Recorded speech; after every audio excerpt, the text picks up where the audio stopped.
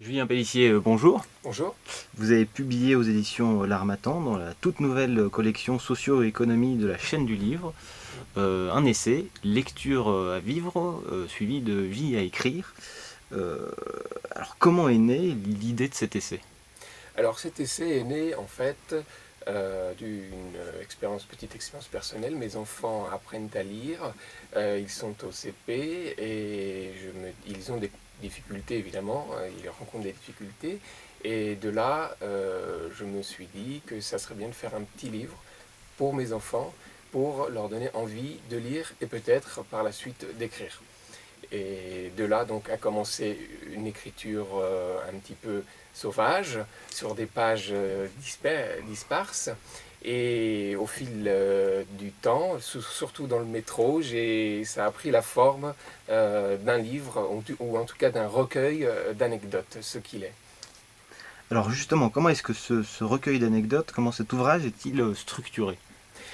Donc c'est un recueil, c'est-à-dire que c'est des idées disparses qui me sont venues spontanément en fait à l'esprit au cours de l'écriture, au trait, c'est-à-dire sans réflexion préalable. Il n'y a pas de trame fictive. Il n'y a pas d'argumentation linéaire. Et ce sont des expériences, des anecdotes personnelles, aussi quelques réflexions, quelques digressions qui sont mises à la disposition du lecteur. Et bien sûr, j'ai regroupé tout cela. Il y a à peu près 60 chapitres. J'ai regroupé tout cela. J'ai essayé de donner une petite cohérence, mais surtout, j'ai évité d'imposer une trame fictive ou argumentative qui soit artificielle. Alors justement, on pourrait se dire on pourrait se poser la question comment se forme le contenu, et pouvez-vous nous dire comment la structure de cet ouvrage sert le contenu?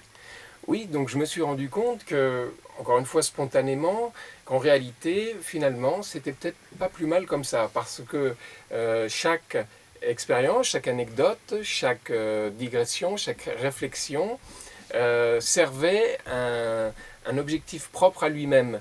Et en réalité, c'est comme une constellation, si vous voulez, comme une sorte de feu d'artifice.